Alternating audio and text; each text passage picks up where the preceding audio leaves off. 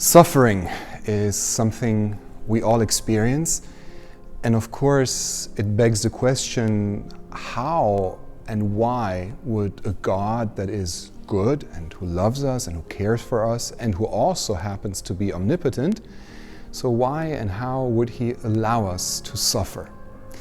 And of course we can give many philosophical and abstract explanations to this about our freedom and our choices and our responsibilities, and they're all true to a certain extent, but we all know from our own experience that we suffer unjustly. We suffer not just because of our choices, we suffer a lot because of the choices of others, or even for situations which do not seem to depend on anybody's choice directly. So how can it be?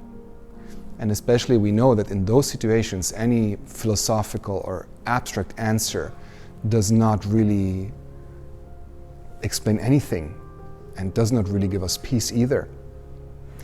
So as believers, how can we tackle this question? Well, there is a very poignant book by Shoah survivor Elie Wiesel. It's a book called The Night. In this book he tells his experience in Auschwitz, which of course is a horrific experience, and how this experience shatters his faith, and quite understandably so. But there's one passage in the book which I find inspiring, and I do not want at all to appropriate Elie Wiesel's experience, because this will not be the reading he gives of his experience.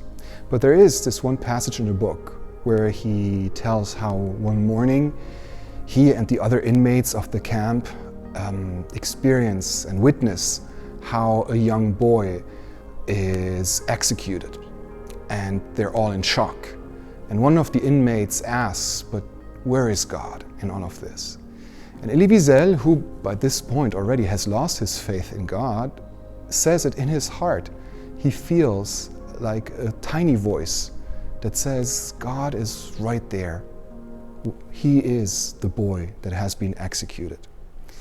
Again, Elie Wiesel will not give the same reading of his experience, but as believers in Christ, ultimately we see that the answer to our suffering is exactly this.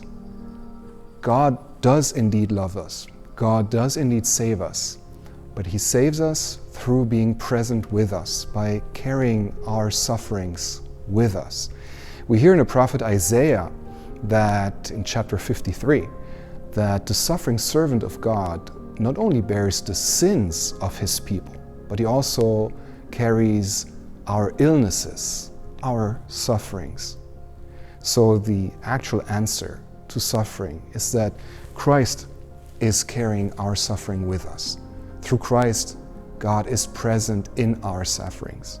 And of course, the Lord makes us a promise of new heaven and new earth, in which there is no more suffering, in which there are no more tears, in which there is no more death.